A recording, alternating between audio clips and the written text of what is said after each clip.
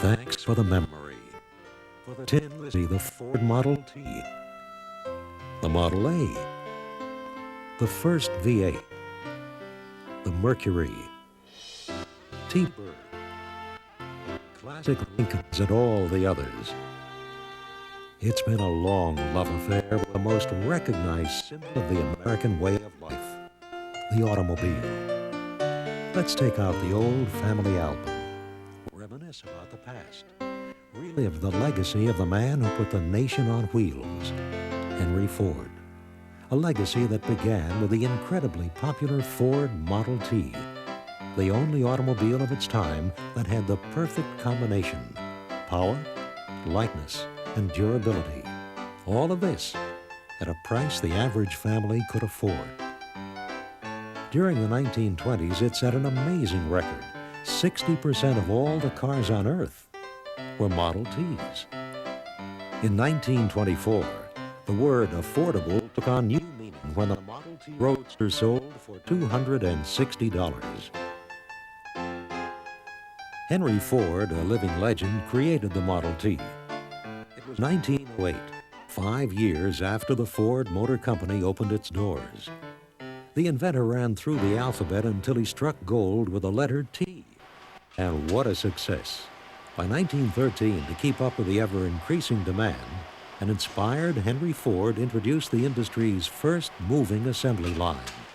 By the 20s, he was turning out thousands of cars a day with an efficiency that astonished the world.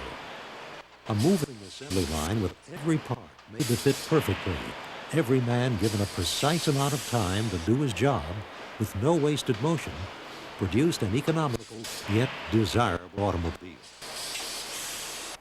Every Model T was painted black. Every Model T looked exactly alike.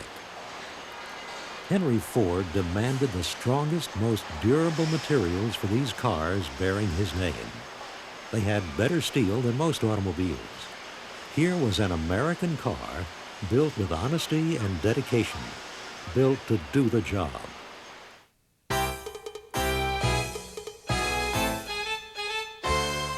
The Model T was tough as nails, a genuine folk legend. It would go anywhere. Its fame and glory came from true adventures and heroics. Where there weren't any roads, it would make its own. No challenge was too great. Up a high mountain pass through deep snow? Don't bet against it. The Model T was everything, rugged and faithful. It was often called the Flivver or the old Tin Lizzie, but always with affection. Its profile could be recognized a half-mile away. The Tin Lizzie worked well in any situation, and it had character. At times, stubborn as an army mule. Speed burners on dirt tracks, an exciting combination. They added to the Model T legend as they challenged all comers. At places like Ascot and Langhorne, drivers Frank Lockhart, Eddie Meyer, Wilbur Shaw, Speed Hinckley, and others provided thrills and spills on many Saturday afternoons. Ford's lightweight Spider-like chassis was a natural, with special wheels and bodies and engine equipment like Rajo and Frontenac. It completely dominated this kind of racing all through the 20s and 30s.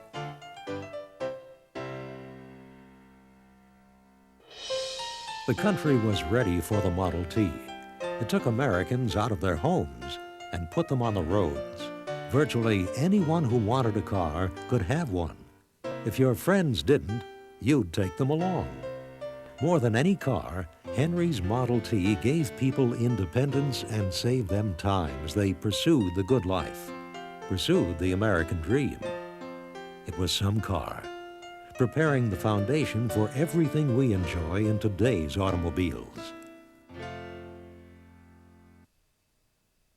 If it was up to Henry Ford, he'd have kept on making the Model T, the car he built to last forever. But the end was in sight, the end of an era. May 26, 1927. The automaker and his son Edsel were on hand to see the 15 millionth, the last Model T, roll off the assembly line.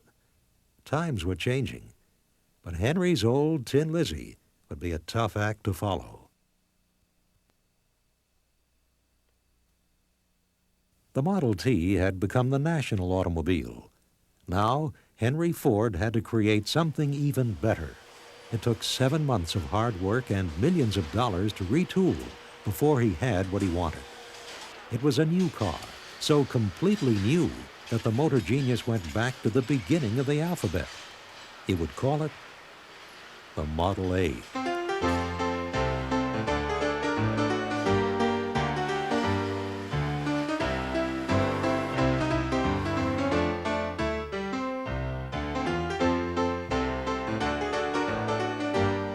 The 1928 Model A was all Henry and Edsel Ford wanted it to be.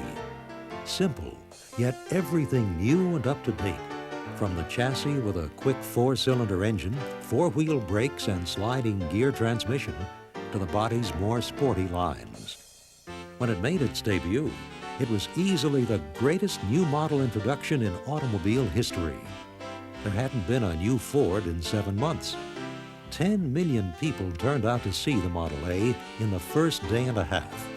Hundreds of thousands of orders were taken.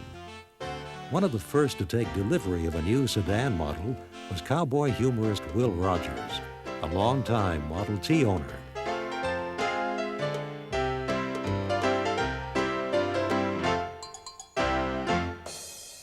Another early owner with a new roadster was world champion cowboy Bob Crosby.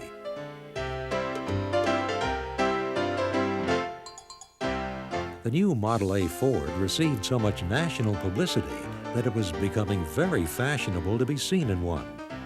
Actress Dolores Del Rio got her chauffeur one of the new Sport Coupe models, one of the first in Hollywood.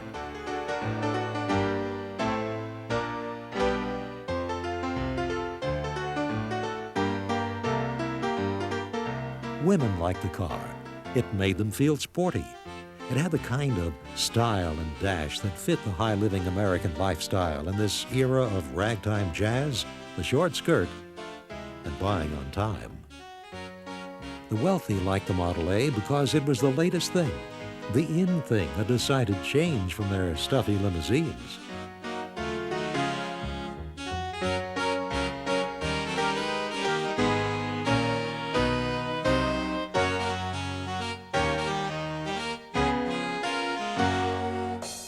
Demand for the Model A rode a crest of prosperity. By the end of 1930, 4.5 million of these jaunty cars of many shapes and colors were sold. It wasn't until 1931, when the effects of increased competition from other makes and the crash on Wall Street sent sales plummeting. Henry Ford had predicted that the Model A was good for a 20-year run, just like his Model T.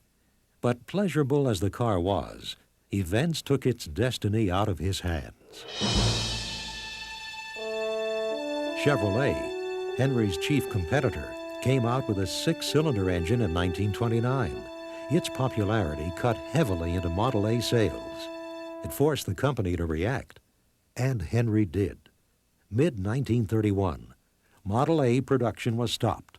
Ford introduced a new car powered by an engine that stunned the industry. It was America's first mass-produced, low-priced V8. Engineers said it couldn't be done.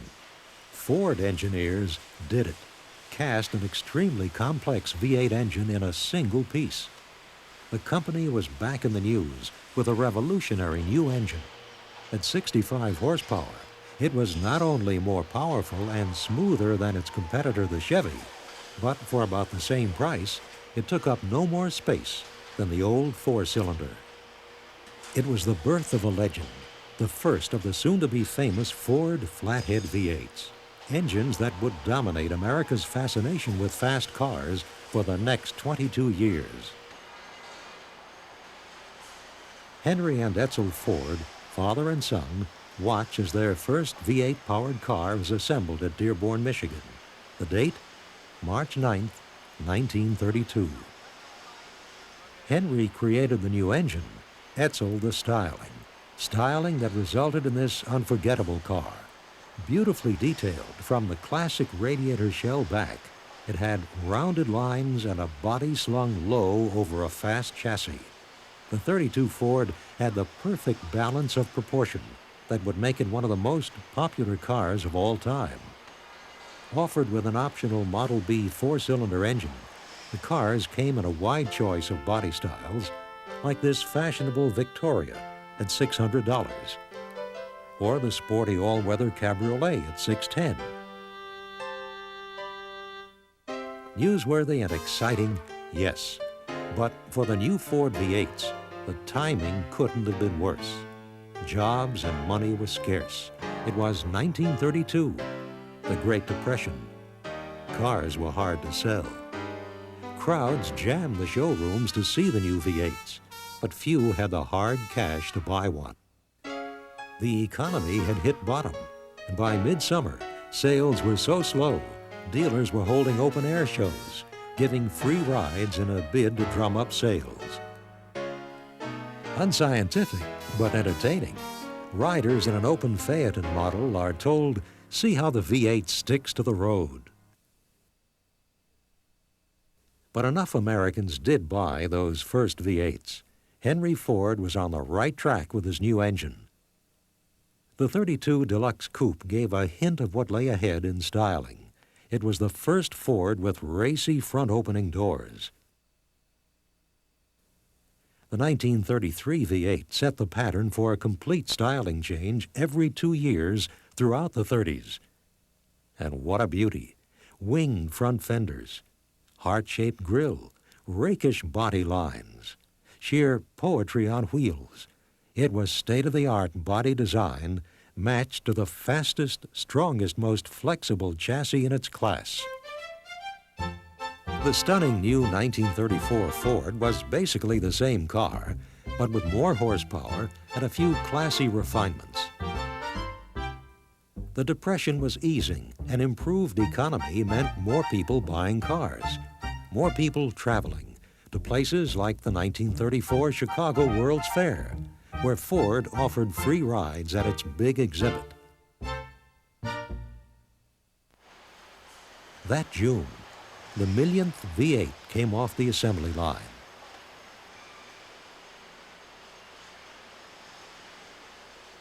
The hot new V8 was now the fastest thing on the road. No other car could keep up with it. And it wasn't unusual to see a hot-footed 34 owner challenge anyone and anything to a race, even a motorcycle. 1933, the Elgin Road Race at a track in Illinois. Stripped-down Ford Roadsters stunned national stock car racing when they easily took the first 7 places to win. For its time, there was simply no car in America, big or small, that could challenge the Ford V8's power through the turns and speed down the straightaways. In race after race, on dirt tracks across America, the checkered flag belonged to the Ford V8. And they're off. 27 stock cars in a 250-mile grind. It's a sight to thrill any race fan. It's going to be an afternoon of terrific punishment for cars and crews such as few drivers can remember. 131 laps through dust, ruts, and wicked curves. And here's Herb Palmer in 22, a Chevrolet. There goes Bob Hahn in a Rockney. Look at number 10, Fred Frame's famous Ford, winner of the Elgin Road Race last fall. And there's Woody Woodford driving a Plymouth. Here comes number 7, driving like a madman to catch the leaders. Watch him skate around that curve. Boy, is he traveling. There he goes, number 7, overtaking 14. I'll watch him on the right-hand turn. Boy, he almost lost his mechanic. Mile after mile, the boys push their cars recklessly in a dizzy duel for leadership.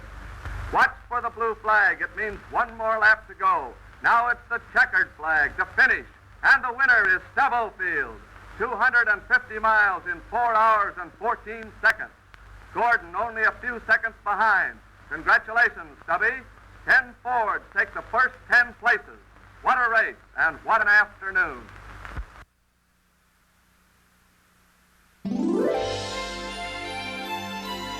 It wasn't until 1935 that the fast and popular Ford V8s beat Chevrolet in the all-important sales race. These cars were longer and roomier. Ford sold 1 million that year, setting a record that would stand until 1950.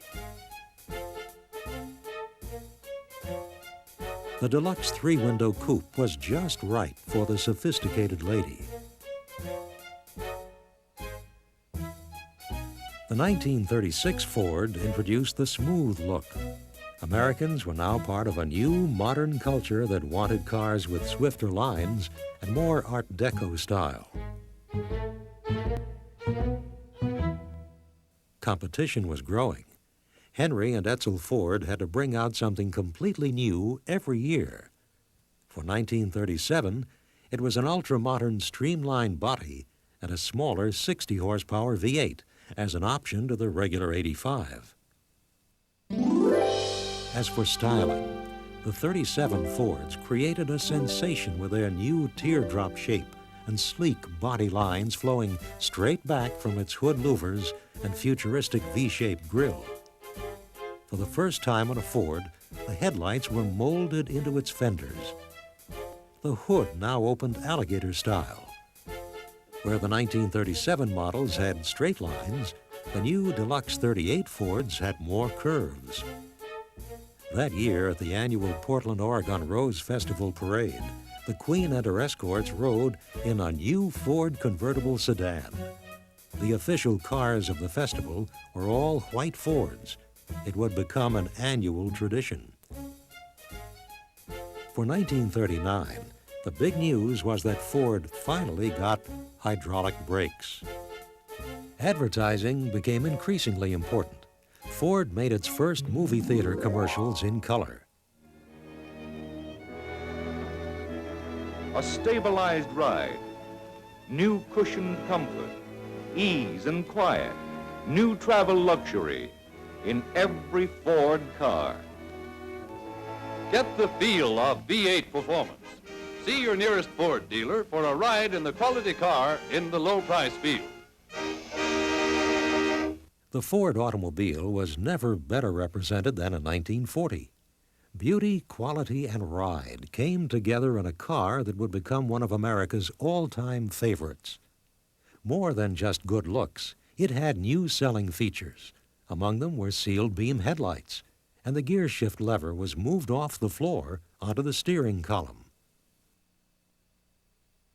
The new business coupe had fold-down rear jump seats for extra passengers on short trips. It would be better known as the Opera Coupe. Though Ford was down to just one convertible model in 1940, it was a real beauty, with a back seat and a new automatic top. By the time the 1941 Fords came out, the nation was gearing for war. That may have influenced the car's front-end design, with its fighter plane-type twin-grill scoops. The economy was on the move. People were in the mood to buy the latest model. Who would guess that in December, all of this happy-go-lucky American craziness over cars would suddenly seem unimportant?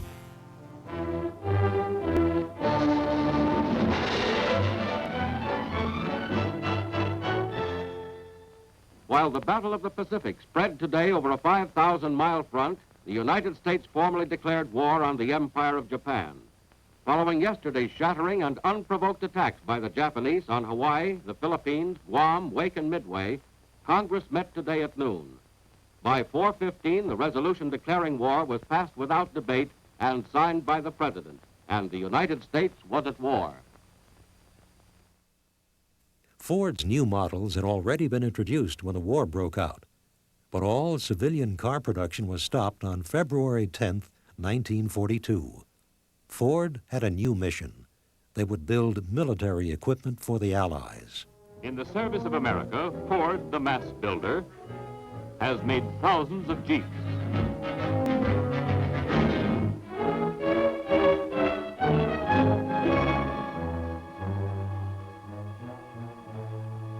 Long lines of tanks, the heavy M4s, and tank destroyers, the hard-hitting and deadly M10s.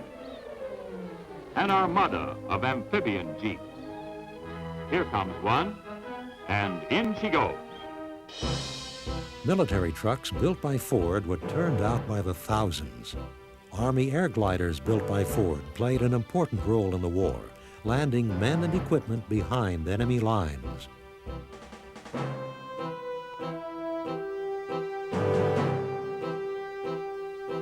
The company created a miracle at its big Willow Run plant. It built giant B-24 bombers like cars on a moving assembly line. In 1944, B-24s were coming out of Willow Run at the incredible rate of one finished bomber every 2 hours.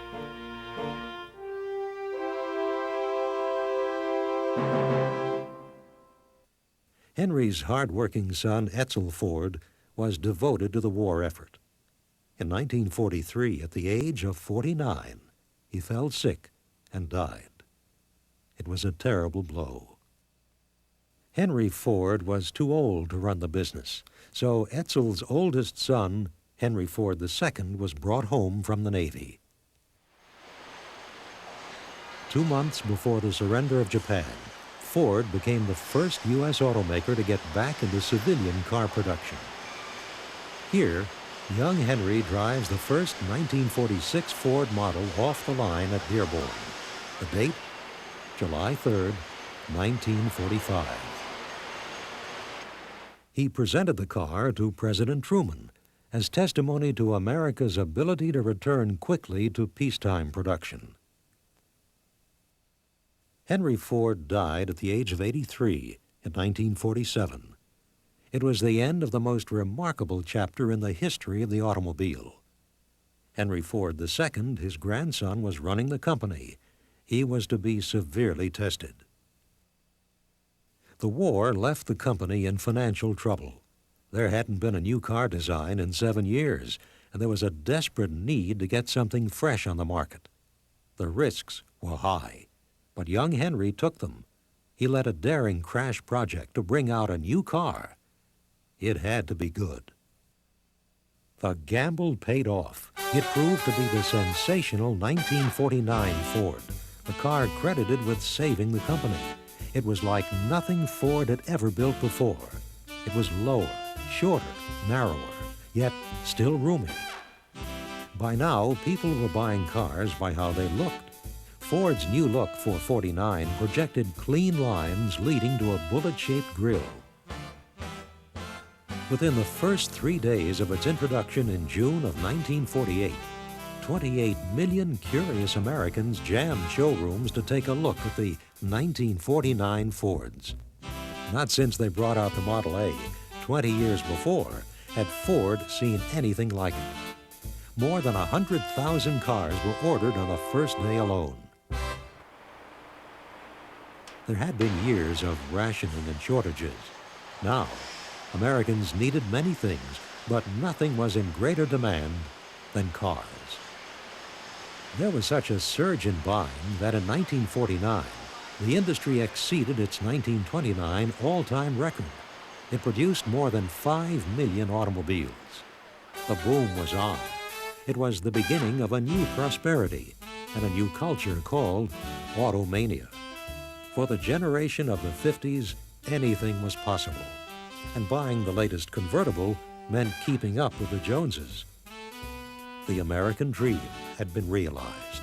You could have anything you wanted if you could make the payment. By the summer of 1950, America was at war again, this time in Korea. But even the war didn't dampen enthusiasm for the new Fords, and another post-war sales record was set.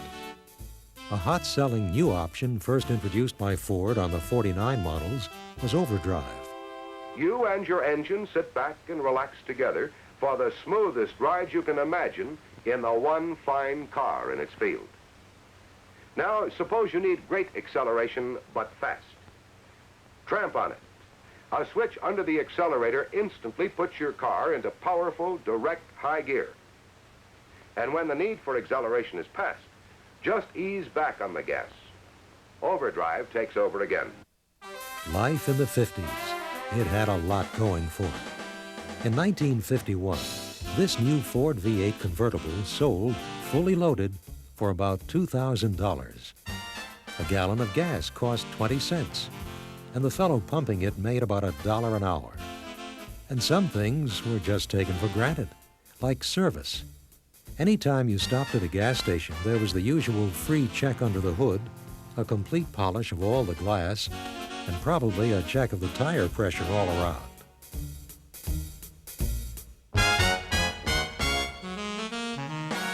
On the dirt track scene, hardtop racing was in. It was the latest craze in stock cars, and almost always they raced pre-war Ford V8s. For the darndest, dizziest, dustiest, and most dangerous race of them all, take a dirt track and fill it with stock cars held together by chicken wire and pure fool nerve. The result is a jalopy jam fest, a nightmare on wheels.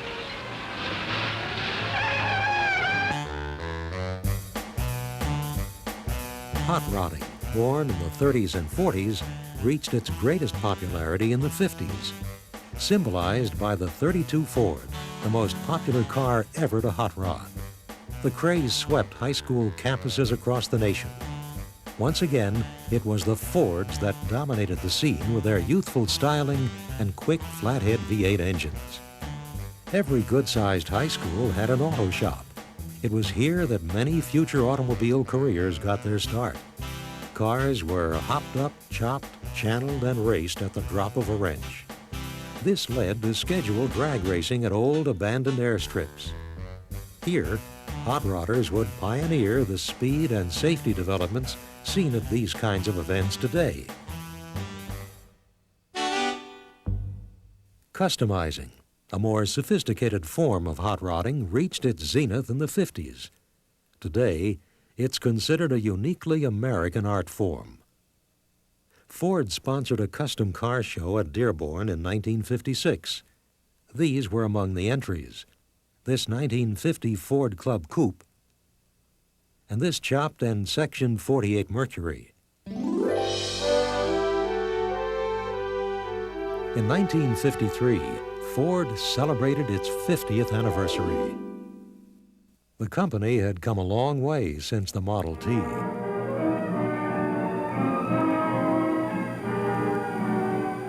The gleam of new chrome, the sparkle of new paint, and that wonderful perfume that only comes from a new car. Yes, it's a familiar scene, one that's played every day all over America. And we're all better off because of it. You see, that beautiful new car and the way Jim Johnson feels about it are the symbols of a constant desire for something newer and better that is typical of all the Johnson families across the nation.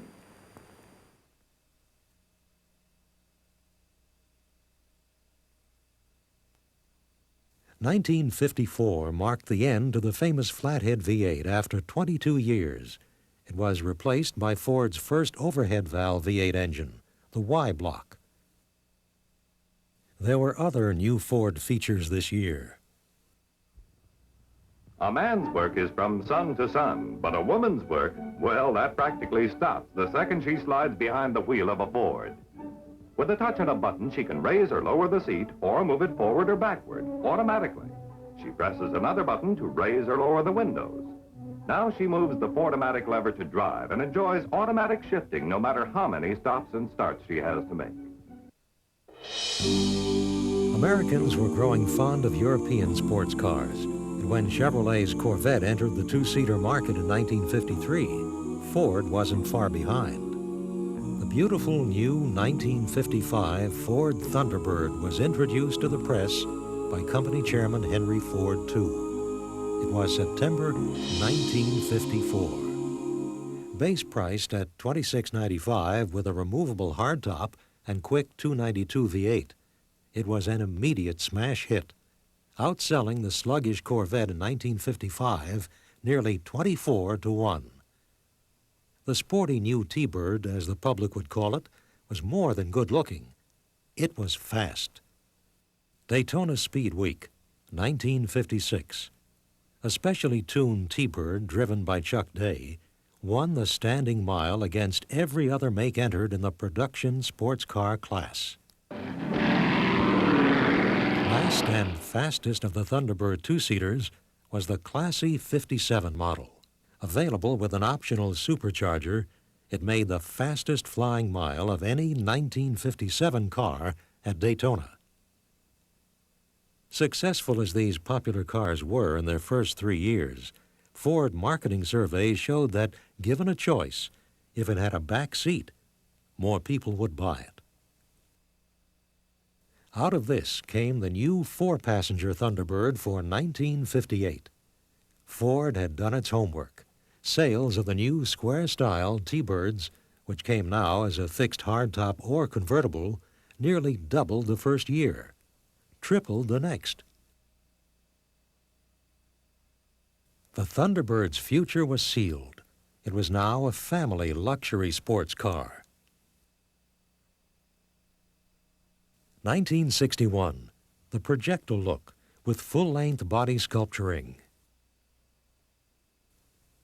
1962 produced a dream variation of the regular convertible in the form of the racy sports roadster. It featured wire wheels and a tonneau that transformed it neatly from 4 seats to 2. Introducing a new Thunderbird.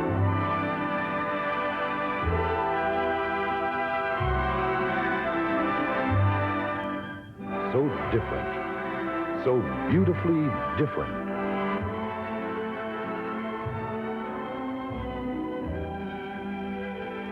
For 1964, another more aerodynamic series was unveiled, ending in 1966, the year the last Thunderbird convertible was offered.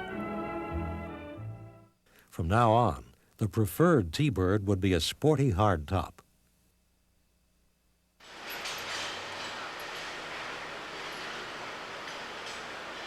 Meanwhile, back in 1955, the Ford line for that year got a fresh new look. Glitz and glamour were in. The car's most striking feature was the full-length body molding that dipped at the door to divide some splashy new two-tone color combinations.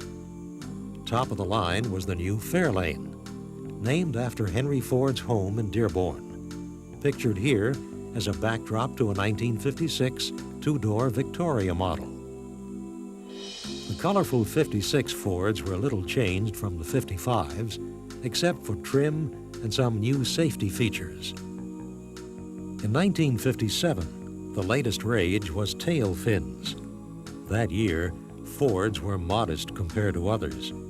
Considering the period, a time of silly extravagance, the car's styling was fairly clean and simple.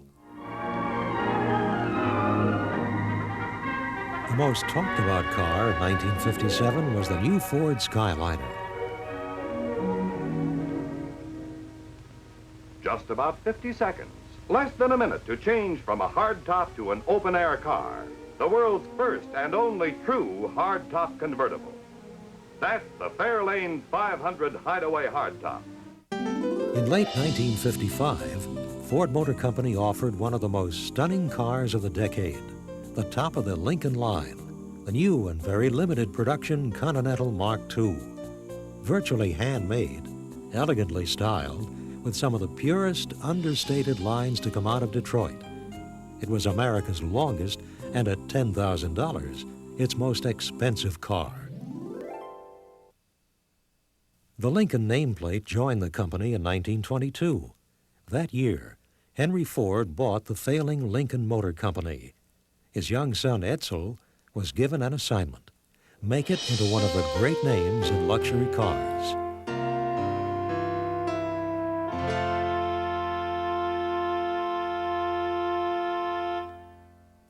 Edsel had a talented eye for styling, and it showed in the handsome cars that followed. By the end of the 1920s, the ritzy Lincolns were not only a favorite of high society, but fast enough that Chicago's police department bought a fleet of them to go after Al Capone. Another Lincoln fan, Detroit's police chief, carried out his duties during the Depression in his big 1932 staff car. That same year, the pace car for the Indy 500 race was one of the beautiful new roadster models. The driver was Edsel Ford. The 30s were the all-time classic years of the automobile, for grand scale, style, and embellishment. There was a national depression. Competition was keen. Yet, it was during this remarkable time that Lincoln would produce some of the most beautifully designed and exquisitely built cars ever made in America.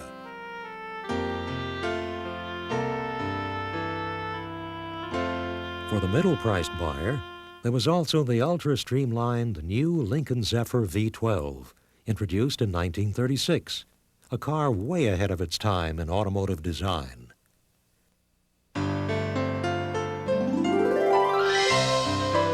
Edsel Ford and his Lincoln designers created a car that is considered one of the true milestones in automotive design. The year was 1940. The car was the Continental. That first Continental, those that followed, won many fans. The series ended in 1948. By the early 1950s, most of these beautiful cars were in the hands of admiring Continental Club members. Ford undertook a major redesign of all its cars in 1949. The Lincolns got an all-new look, a new V8 engine, and a plush new ride. In the 1950s, buyers could choose between several luxurious models, among them the Capri and the larger Lincoln Cosmopolitan. The spiffy Lincoln Premier made its debut in 1956. The car was offered in a glamorous choice of colors. It won the Industrial Designers Institute Award that year for excellence in automotive design.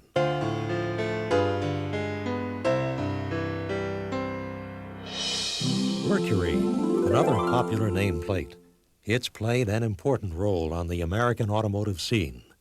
Placed in the middle price bracket, it was introduced in 1939. Designed to compete with GM's Oldsmobile and Pontiac, the Mercury line proved to be one of Ford's most successful car launches. A winner right from the start, it appealed mostly to a rising new American middle class, offering the right combination of power, comfort, and sporty good looks. The new Mercury for 1949 continued its winning ways with a low silhouette and shapely lines.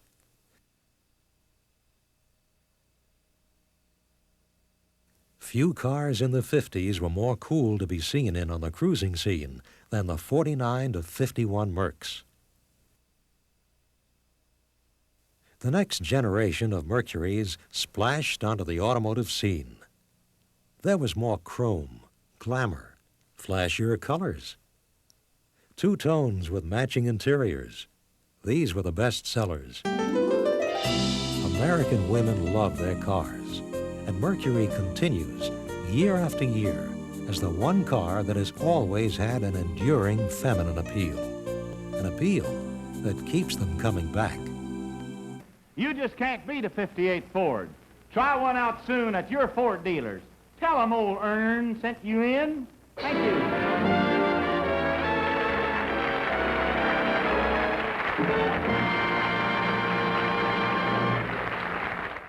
The 50s gave us some of our most unforgettable cars. Cars that would come to symbolize an era of bold, glittering excess. The 60s paid homage to youth and all-out performance. Live a wondrous new life in the Fords of a lifetime, the finest new Fords of a lifetime, in a beautiful, wonderful new world of Fords. Amid the enchanting fountains of Villa d'Este, Ford presents its newest top-down creation, the 1961 Sunliner, a new classic among convertibles. Introducing the first Falcon V8, the sprightly Falcon Sprint, fresh from its conquest of the Monte Carlo Rally. Its new scat-back roofline and hardtop styling are now offered in other Falcon models too. In the Sprint, you also get bucket seats, a console, a new wood-like steering wheel, and a tachometer. And now listen to this. The V8 engine that's standard in the Sprint is now available in every Falcon. It's the world's most fun-to-drive compact, the 63.5 Falcon Sprint.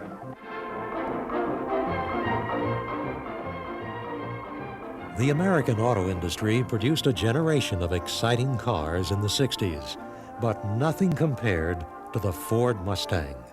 No other car even came close to challenge its success. Introduced in April 1964, it would become the car of the decade, starting the pony car craze. The Ford Mustang appealed to anyone with a youthful spirit and a sense of adventure. For Detroit, the Mustang was a completely new concept. It combined sports car size and looks with hot performance, low price, and a back seat. All this with a choice of so many options, a buyer could just about order one tailor-made. The cars were an American phenomenon, a sensation. Ford couldn't build them fast enough. Later in the year, a racy fastback 2+2 model was offered with additional performance options that made the cars even more desirable. The booming youth market had arrived. Ford read the trend correctly. By the time the snappy 66 models came out with exciting options like the new GT package, there were more than 700,000 on the road. 1967 saw the launch of a slightly larger Mustang series. This gave the car a smoother ride and wider appeal. Though it took the edge off the buying stampede, the cars were still the most popular by far in the pony market they created. The milestone 2 millionth Mustang, the Candy Apple Red GT, came off the line in 1969. All-out performance was king in the marketplace, and the advertising theme that year said it all. It's the going thing. By now, Ford speed merchants had put a thundering new American legend on the road. Mach 1, special sports performance, sports roof Mustang. An 8 so hot performing, it comes with its own poke-through air cleaner that jumps when the engine growls. Mustang, Mach 1. Color this one hot. There would be other fast and famous Mustangs, like the 1969 Shelby GT 500 Fastback, one of a series of high-performance cars built jointly by Ford and racing great Carroll Shelby. Interest in performance cars had become a national craze. It grew in direct proportion to the booming 60s youth market.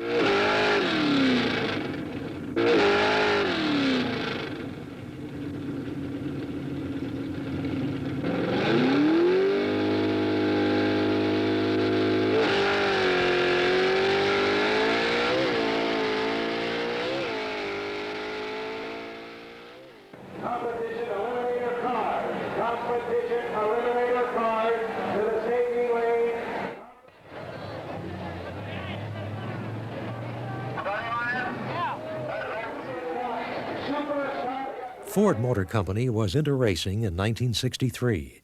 It moved into high gear in '64 when it offered ground-shaking new 427 Mercury Comets and Ford Thunderbolts to top drivers in national drag racing.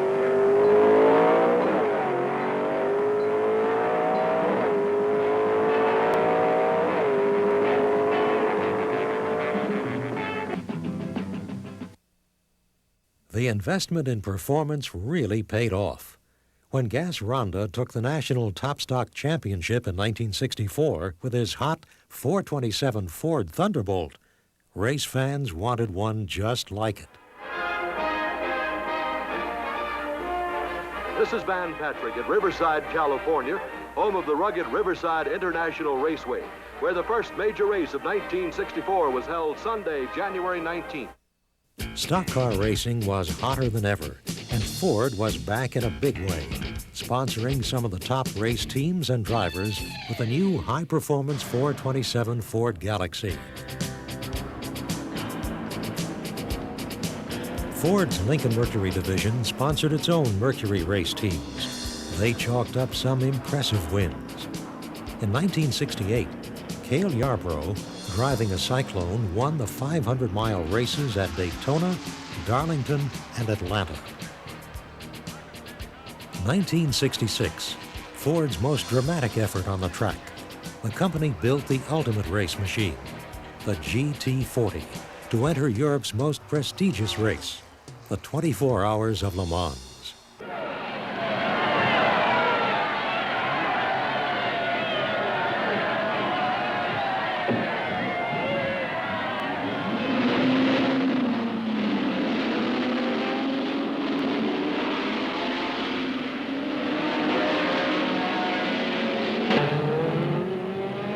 In the first few hours, the highly tuned 7-liter GT40s ran away with everything. They beat the favored Ferraris, beat them badly, and went on to win easily 1, 2, and 3. It was a big win for Ford, a big win for America. The next year, in 1967, the cars returned to repeat their victory.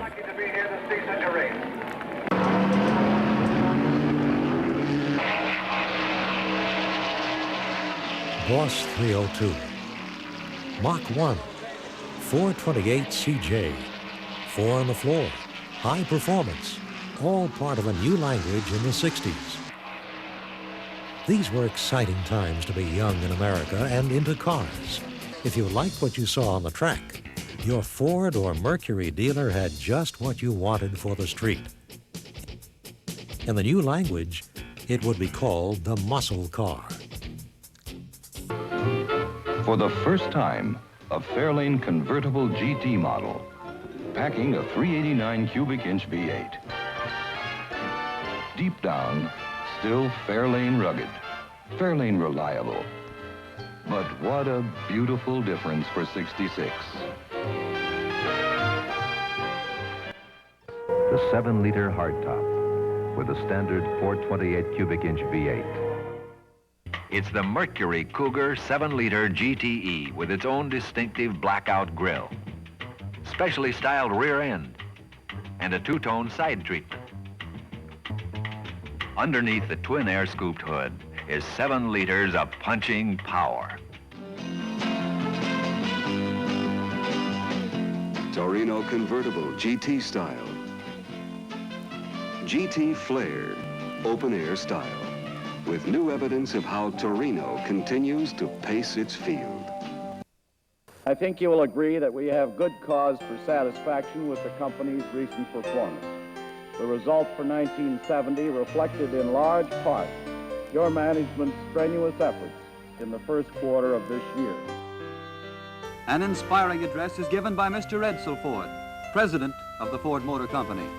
This company has had a great deal of experience in the course of its 33 years of manufacturing.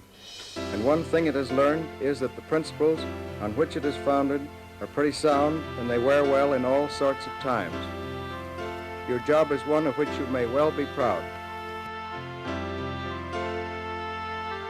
And so Henry Ford has left an incomparable legacy in his cars. Cars that put a nation and the world on wheels. Ever-changing in the transformation from the old faithful Tin Lizzie to the cars that through the years have come to symbolize our love affair with the automobile. Thanks, Mr. Ford. Thanks for the memory, the fun, the romance, and the nostalgia. Thanks for all those wonderful cars that have been so much a part of the American dream. Thank you. Harry, let's do a song. Sweetheart, if you should stray a million miles away, I'll always be in love with you. And though you find more bliss in someone else's kiss, I'll always be in love with you. I can't do any more I've tried so hard to please. Let me thank you for such tender memories. I wish you happiness. As for me, sweetheart, I guess I'll always be in love with you. Remember, in the models most people buy, equipped the way most of us want our cars, in fact, model for model, Ford is lower priced than its nearest competitor. Get all the facts from your Ford dealer.